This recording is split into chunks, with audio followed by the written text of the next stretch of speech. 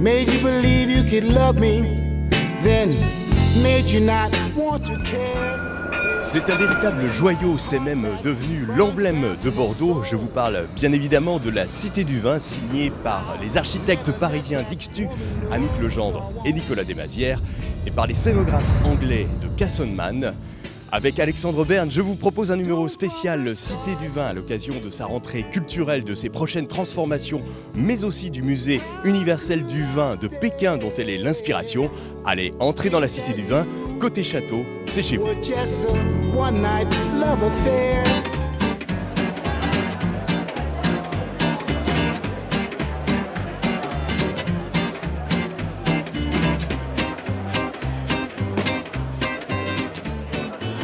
Alors la forme de la Cité du Vin, on sait à quoi ça ressemble ?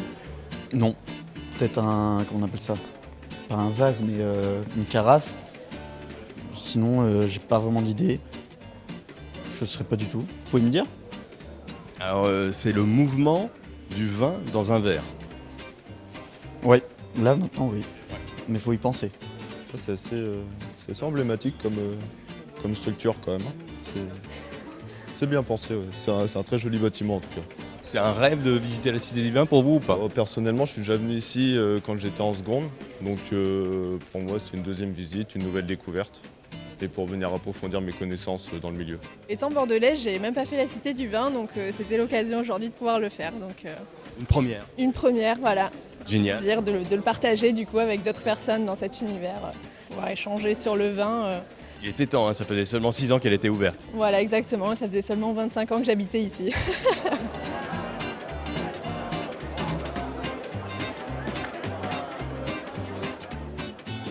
On se retrouve au belvédère, au 8e étage de la Cité du Vin qui culmine à 55 mètres avec Philippe Massol qui est le directeur général de la Fondation pour la culture et les civilisations du vin qui gère cette Cité du Vin. Philippe, on peut dire que la fréquentation repart, les affaires reprennent ? Elle repart et elle repart bien parce qu'après plusieurs mois on l'a senti monter par rapport à 2019. C'est vrai que là, juillet-août 2022, c'est pour nous le record de fréquentation qui datait de 2017. Donc on va cumuler effectivement 105 000 visiteurs à la Cité du Vin. Donc on est tous très contents après ces 2 années très compliquées. Alors quelles sont les nationalités des Français, des étrangers qui est venu à la Cité du Vin cet été ? Alors, progression des Bordelais, progression des Français, progression des étrangers. Et dans les étrangers, progression très forte des Européens, Espagnols, Italiens, Allemands. Seul petit ombre à notre joli tableau, c'est effectivement le fait qu'aujourd'hui les Anglais et les Américains ne sont pas encore revenus à leur niveau de 2019. Alors, il y avait à l'origine 450 000 visiteurs sur les 3 premières années. C'était la vitesse de croisière ? La première année, souvent, c'est l'année record et après, on baisse. Nous, il y a eu une toute petite baisse derrière parce qu'effectivement, il y a eu la clientèle locale vient beaucoup, ensuite elle vient moins. Et nous, le relais a été pris effectivement par la clientèle étrangère. Ce qui fait qu'aujourd'hui, on peut tout à fait imaginer que la vitesse de croisière sera plutôt entre 400 et 420 000, c'est-à-dire quasiment la fréquentation de la première année. Et puis il y a eu ce coup d'arrêt dû au Covid 2020. 2020, c'était dramatique. Là, on a divisé par 2 la fréquentation. D'abord parce qu'on était fermé une partie de l'année. Et puis ensuite, en ouvrant, il a fallu que progressivement, les gens se réapproprient ce type de lieu. Je crois qu'on a fait partie, les équipements culturels indoor, des derniers lieux qui ont repris une activité normale. Les lieux extérieurs, par exemple, le retrouvaient beaucoup plus vite que nous. C'est le cas des parcs d'attractions, des eaux, etc. C'est vrai que la projection qu'on a pour 2023, ce serait de retrouver la fréquentation 2019. Voilà, et pour bien se rendre compte de l'engouement et de l'attente de ces visiteurs étrangers et français lors de cette crise sanitaire, regardez ce reportage lors de la réouverture de la Cité du Vin, c'était le 19 juin 2020. La Cité du Vin, cela fait plus de 3 mois qu'ils rêvent de la visiter. À 10h ce matin, leur rêve devient enfin réalité. J'ai réservé au mois de février. Malheureusement, le Covid-19 a tout annulé. Nous sommes vraiment contents que la Cité du Vin puisse ouvrir aujourd'hui. Ça fait quelques mois que je suis ici. Et donc du coup, j'avais envie de visiter la Cité du Vin. Et quand il y a eu le Covid, j'ai pas pu venir. Donc effectivement, c'est pour ça que je suis venue le jour de la réouverture. Parfait. Donc du coup après vous êtes désinfecté les mains, vous pourrez monter directement, vous allez tout droit. Pour Vous l'heure, montez ce l'escalier, sont vous allez au essentiellement deuxième étage des pour habitants de la commencer. région ou des touristes français. La nouveauté, l'entrée est gratuite pour les enfants durant tout l'été. Il y a eu cette interruption de 3 mois et là c'est vrai que l'ouverture nous a permis de venir passer le week-end à Bordeaux. Depuis l'accueil et jusqu'au parcours permanent, une sécurité sanitaire et des règles de distanciation sont observées. Donc ça commence avec le port du masque, beaucoup d'informations pour maintenir cette distanciation au moins d'1 mètre entre chaque personne qui ne se connaissent pas, parce que les tribus elles peuvent rester ensemble. Dans notre parcours permanent, c'est un film antibactérien qui a été mis sur tous les écrans tactiles. Aujourd'hui, seulement 50 personnes, soit la moitié des effectifs, ont repris, car la clientèle étrangère fait cruellement défaut. Elle représentait 65% de la fréquentation l'été dernier. Les premiers signes sont extrêmement rassurants. On a des gens qui viennent, comme je vous disais, d'assez loin. Bientôt les frontières avec les pays limitrophes vont être ouvertes et on va pouvoir accueillir de nombreux visiteurs. La Cité du Vin table sur 150 à 200 000 touristes cette année. En 2019, elle avait accueilli 416 000 visiteurs.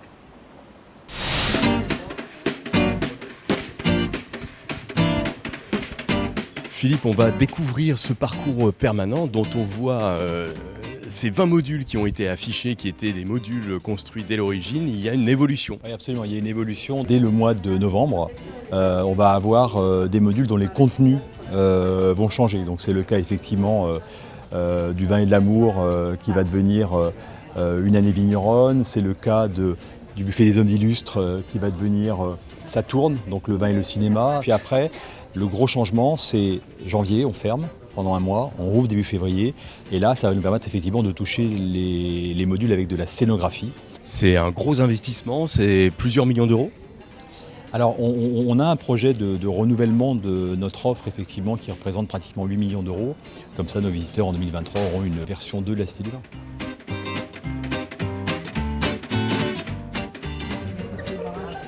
Je peux vous poser des questions historiques sur le service du vin ? Dites-nous, c'est intéressant cette Cité du Vin ? C'est intéressant, mais il faut s'y faire. Hein. Il faut un petit temps d'apprentissage, d'adaptation. Quand on s'y est habitué, ça va.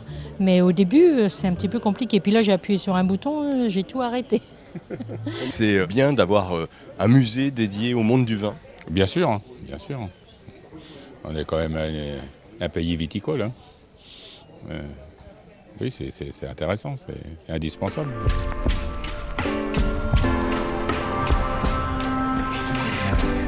Le restaurateur ou le sommelier doit toujours travailler une carte des vins très riche et très diversifiée.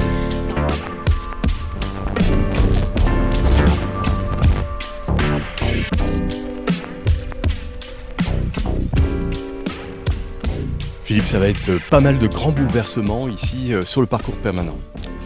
Oui, absolument. C'est là, on est notamment, alors ce qui est derrière toi, là, le vin divin avec tous ces écrans, ça va devenir quelque chose de plutôt drôle, qui s'appelle Ça peut servir et qui sera des astuces effectivement pour bien servir, bien conserver, bien ouvrir une bouteille. On est sur un module qui traite de la relation du vin divin avec les œuvres d'art. Peut-être que c'est un peu trop poussé, un peu trop pointu. Donc ça fait partie des choses effectivement qu'on va renouveler pour être encore plus accessible. Et puis la culture du vin ne s'arrête pas en France et à Bordeaux, puisque la Chine a un projet de musée universel du vin. Absolument, un projet qu'on nous a soumis il y a maintenant 3 ans, qui se trouve dans le sud de Pékin. Un projet qui a été porté par un privé qui fait du vin depuis 25 ans. Donc déjà on était en confiance, parce que des délégations chinoises, on en a vu beaucoup à Bordeaux. Voilà, pour vous rendre compte de ce que sera ce musée universel du vin à Pékin, regardez ce reportage réalisé avec Nicolas Pressigou. Voici le musée universel du vin qui doit ouvrir le 1er mai 2024 à Pékin. Un projet porté par M. Tang, un chinois viticulteur et francophile. Il s'inspire de la Cité du Vin de Bordeaux, mais en plus grand, 18 000 m² au lieu de 14 000. Cité du Vin qui attire toujours autant de visiteurs étrangers. Pour la culture, pour le vin et les paysages. La fondation qui gère la Cité du Vin a accepté d'accompagner par des conseils et de l'ingénierie le projet chinois de 60 millions d'euros.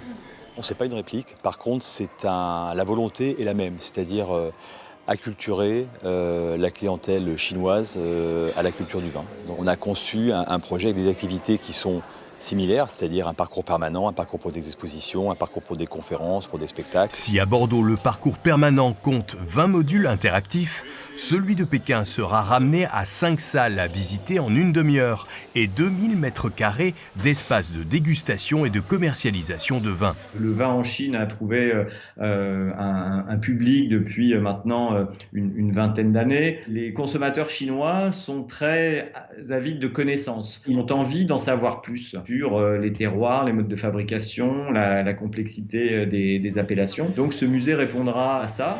Ce musée cadre également avec la politique du gouvernement chinois qui souhaite davantage promouvoir le vin par rapport à l'alcool de riz, le baijiu, dans un souci de santé publique.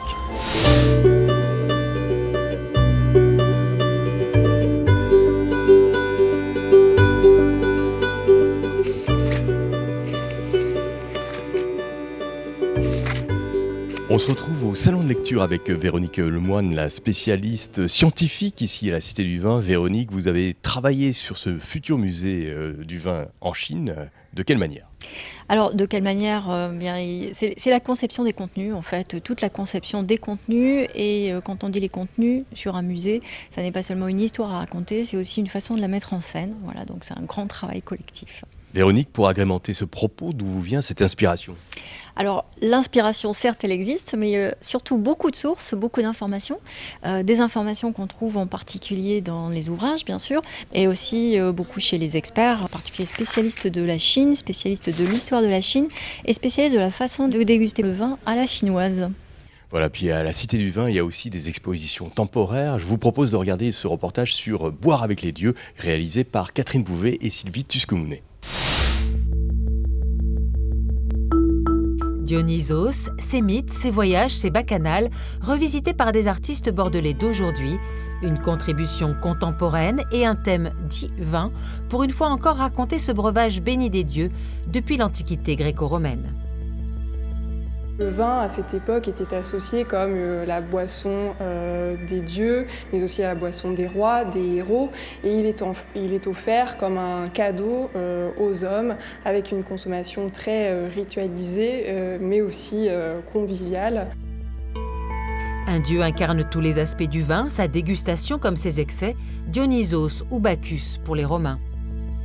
Il a ces multiples facettes qui sont évoquées par des représentations tour à tour jeunes ou vieux, barbus ou encore plutôt efféminés, associés au monde sauvage. Les street artistes Delphine Delas et Rouge ont été inspirés par ces voyages ou ces fêtes dionysiaques. Les Monkey Birds, eux, se sont appropriés le mythe d'Ampélos. Ampélos, c'est l'amant de Dionysos et il décide de chevaucher un taureau sauvage. Il fait une chute mortelle et de son corps mort, il se serait métamorphosé en fait en vigne et Dionysos aurait eu l'idée de cueillir une grappe de raisin et d'en presser le jus. L'exposition Boire avec les dieux est à la Cité du Vin jusqu'à la fin de l'été. Tu me fais tourner la tête, mon manège à moi c'est toi, je suis toujours à la fête, quand tu me tiens dans tes bras. Régis Deltil, on se retrouve ici à la fabuleuse cave Latitude Vin de la Cité du Vin. Il manque que Piaf finalement, qui peut-être a inspiré cette forme ronde. Ah ben oui, la forme ronde a été designée et créée par un architecte parisien qui s'appelle Laurent Karst et qui a imaginé cet espace qui a de bonnes ondes, qui a un côté assez magique et le fait de la circularité évoque les cuves, évoque la couleur noire aussi, rappelle les caveaux, donc on est plein dans l'ambiance. C'est une cave unique au monde. On trouve combien de références de combien de pays du monde ? Alors la particularité, cette cave est effectivement unique au monde. C'est la plus grande cave du monde par le nombre de pays représentés. Ici, il y a 800 références de vins, dont un petit peu moins de 500 références de vins du monde et des vins de 72 pays à la vente. Donc il y a quelques vins ici qui sont relativement uniques parce qu'on les importe directement. Et ensuite il y a une douzaine de vins qui sont des bouteilles uniques de pays où on ne peut pas importer du vin comme le Tadjikistan, comme le Kyrgyzstan ou des pays comme ça. Mais c'est vraiment le caractère unique de cette cave. Alors, il y a vraiment des pays originaux qui produisent du vin partout dans le monde. Il y a 91 pays qui produisent du vin, des pays qu'on n'imagine pas, comme la Namibie, le vin de Tahiti. On a une bouteille de vin de Monaco ici, qui est complètement unique, des bouteilles de la couronne du Danemark. Donc il y a vraiment des curiosités à voir de plein de pays. Et quel est le top 5 ? Qu'est-ce qui marche le mieux ? Alors ici, on vend 60% de vins français et 40% de vins du monde. Et dans les vins français, la majorité c'est Bordeaux. Bordeaux représente la moitié de nos ventes. Quand on vient visiter la Cité du Vin, on est à Bordeaux. Et si on ramène un souvenir, on ramène de préférence un vin de Bordeaux. Mais les gens ont leur curiosité aiguisée par les dégustations qu'ils font au Belvédère, par le fait de savoir qu'il y a des vins de beaucoup de pays. Ils retrouvent un pays où ils ont passé des vacances, où ils ont passé des bons moments, où ils ont un parent, etc. Et donc c'est ce qui fait qu'on vend 40% de vins du monde dans cette cave. Voilà, et qui dit cave dit bien évidemment foire au vin. Je vous propose de regarder ce reportage réalisé avec Pascal Lécuyer et Xavier Granger. Un caddie bien rempli, c'est pour Olivier la ruée sur les bonnes affaires avant même la soirée. Ça faisait 10 ans que je n'avais pas participé à la foire au vin, donc je me suis dit cette année j'y vais. Bonsoir. Ils étaient 200 à se presser pour dénicher des pépites, des connaisseurs éclairés et initiés. C'est mon cousin qui l'élabore, c'est un grand cru classé Saint-Émilion, et donc pour faire honneur à ma famille, j'ai pris celui-là. C'est toujours intéressant d'avoir les bons conseils, d'avoir des retours sur les millésimes. 400 références proposées de 3 à plus de 300 € la bouteille, sélectionnées par un champion du monde de la dégustation. J'ai dû goûter à peu près 1400 échantillons en 15 jours, donc ça représente à peu près 120 échantillons par jour. Et pour savoir quoi acheter, une vingtaine de vignerons et des étudiants en commerce vin et spiritueux de la MFR de Vers étaient là pour faire déguster. Nous on est de Bordeaux, on cherche des choses plutôt tanniques, plutôt fortes, mais ce qui est important c'est plutôt l'équilibre du vin. C'est toujours un grand moment de partage, donc oui on est très heureux de le faire. C'est la bonne humeur, c'est la convivialité, c'est savoir-vivre. Certains se sont fixés un budget, d'autres achètent au coup de cœur. Environ une dizaine d'euros par bouteille. Budget, je sais pas, autour de 150-200 € à peu près. Aujourd'hui, on devrait faire à peu près 40 000 € de chiffre d'affaires sur la soirée. Et on va dire que le ticket moyen va être assez élevé parce qu'on va vendre pas mal de grands crus. Donc je pense que ça va être aux alentours des 80 €. Les rabais vont de 10 à 15-20% avec d'autres avantages parfois. 280 € et 22 centimes s'il vous plaît. Donc finalement c'est quand même intéressant, très intéressant. De quoi refaire sa cave à consommer avec modération.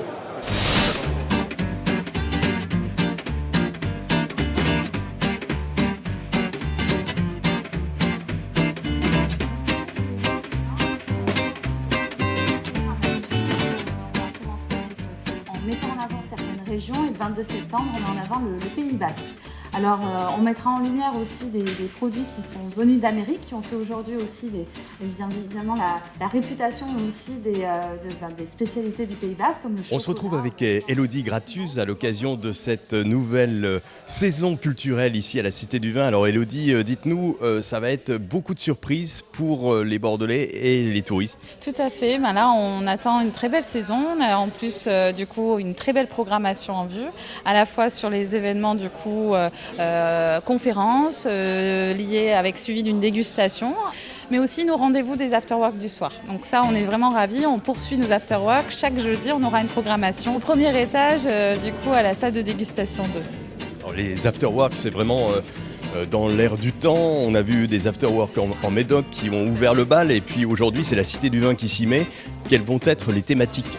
Alors on aura des thématiques liées à des produits phares comme le fromage, la charcuterie ou encore le chocolat ou même encore le caviar. Mais aussi on poursuit avec notamment plutôt des régions mises en avant comme le Pays Basque, les spécialités du Pays Basque ou encore les spécialités du Poitou ou encore le Périgord. Donc là on essaye vraiment de mettre des focus sur des régions phares, toujours en accord avec également des vins issus de nos partenaires, nos fidèles partenaires viticoles. Bien sûr, on n'oubliera pas les moments festifs de fin d'année, puisqu'il y a beaucoup de thématiques qui vont être déclinées pour la fin d'année. Exactement. À l'approche des fêtes, on souhaitait aussi faire des thématiques pour essayer de donner des astuces sur comment justement accorder les vins pendant les fêtes avec certains mets. La Champagne alors, ou Sauternes plutôt. Exactement, ça dépend ce que vous préférez. Tout est possible. La Cité du Vin, c'est aussi une centaine de salariés et parmi eux, il y a Christophe. Christophe qui a intégré l'équipe il y a peu de temps. C'est tout récent, c'était la semaine dernière, donc il y a quelques jours seulement. Alors c'était pour vous quoi, un rêve d'intégrer cette cité ? C'est vrai que ça fait rêver vu que c'est un lieu multiculturel, international. On a une clientèle qui vient des quatre coins du monde. Et ils ont à loisir le temps qu'ils souhaitent pour visiter la Cité du Vin. Ça peut mettre une demi-heure comme ça peut mettre 4 heures. Exactement, les visiteurs sont libres justement de choisir un parcours libre ou un parcours personnalisé et de choisir la durée de leur séjour, si je puis dire, à la Cité du Vin. La visite à la Cité du Vin se termine toujours ici au Belvédère au 8e étage par une dégustation d'un vin du monde avec Catherine Horry. Bonjour, bienvenue au Belvédère. Donc aujourd'hui je vous propose comme blanc sec, vous allez avoir l'entre-deux-mer, très joli blanc, très sauvignon, sur des notes d'agrumes, citronnées. Après j'ai quelque chose qui est assez chouette aussi sur du chasselas en Suisse, qui va donner des notes assez minérales, assez vives. Alors c'est au final 20 vins qui sont proposés. Alors on a un petit peu moins d'une vingtaine de vins, on en a une quinzaine actuellement et puis on essaye de montrer la diversité des vignobles du monde entier. Du coup grâce à nos partenaires, donc on a Bordeaux effectivement qui est un grand partenaire fondateur et puis beaucoup d'appellations en France, pas mal de pays aussi et dernièrement des partenaires pionniers comme des pays qui sont très peu connus pour les Français comme l'Azerbaïdjan, le Kosovo, on a la Moldavie aussi récemment qui nous a envoyé des très jolis vins, on a l'Ouzbékistan, enfin voilà, on a l'occasion de pouvoir goûter des choses qui sont très différentes de ce qu'on fait dans le vieux monde. Souvent on présente le terroir mais c'est quand même le vigneron qui va mettre sa patte et son style, même si on a les mêmes cépages, on peut trouver des choses très orientales sur les vins libanais avec des cépages bordelais. Ventoux, allons-y, essayons. C'est bon, c'est fruité, après c'est équilibré. Et finir par une petite dégustation avec la vue sur Bordeaux, c'est quand même une partie assez intéressante. On va dire que ça motive pour revenir. C'est magique. C'est incroyable. Franchement, oui. J'avais jamais fait, j'aurais dû le faire avant. Comment vous trouvez la Cité du Vin et puis ce Belvédère ici au 8e étage ? C'est quelque chose de grandiose, c'est vraiment beau et puis ça fait plaisir de faire découvrir le vin d'une certaine manière qu'on ne voit pas souvent. Quoi. Pour la France. Pour la France. That's good. Very good. On se retrouve au 7, le restaurant panoramique de la Cité du Vin qui a ouvert dès juin 2016 avec une superbe cuisine et avec à sa tête Nicolas Lascombe. Et ici, Nicolas, vous accueillez finalement des clients du monde entier ? Oui, Bordeaux est le centre du monde pour le vin. La Cité du Vin est quand même un événement quand elle est arrivée. Et nous, on est au sommet, donc on reçoit des gens du monde entier. C'est un privilège. Et cette situation, le fait d'être en hauteur, ça fait rêver ? Oui, ça fait rêver, c'est panoramique. C'est comme si on était en haut d'un phare, comme si on était... c'est la tour Eiffel de Bordeaux, en quelque sorte.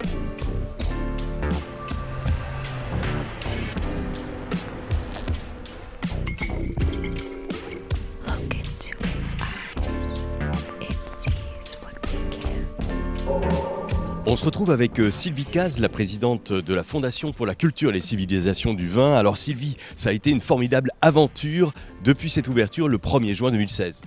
Oui, absolument. D'abord pendant les 8 années qui ont précédé et puis depuis 2016, une aventure extraordinaire puisque dès le départ, en fait, nous avons reçu plus de visiteurs que ce que nous envisagions. Et donc, jusqu'à aujourd'hui, plus de 400 000 visiteurs par an. Nous avons dépassé les 2 millions il y a quelques mois et nous sommes très heureux.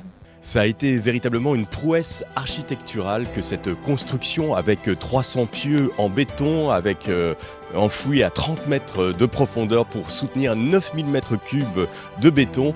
Le timelapse relate toute cette histoire réalisée par Philippe Côme, qui est photographe d'architecture.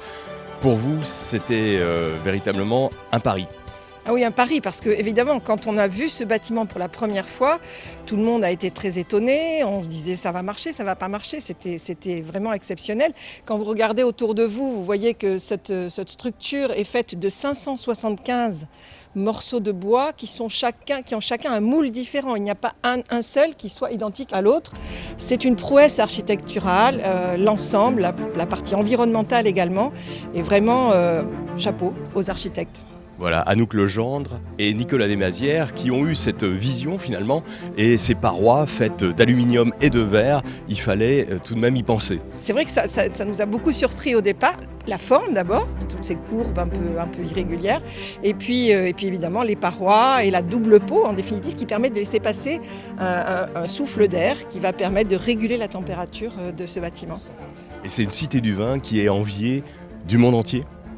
Oui, on a beaucoup de monde qui vient non seulement pour visiter simplement la cité, mais également pour voir la prouesse architecturale et aussi le concept qui était pour la première fois de prendre un sujet aussi extraordinaire que le vin et de lui donner une dimension universelle, internationale, puisqu'il y a 90 pays qui produisent du vin dans le monde et nous parlons de ces 90 pays et de toutes les facettes de la culture.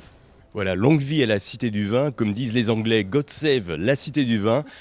Prochain numéro dans un mois de Côté Château sur un nouveau terroir de Nouvelle-Aquitaine.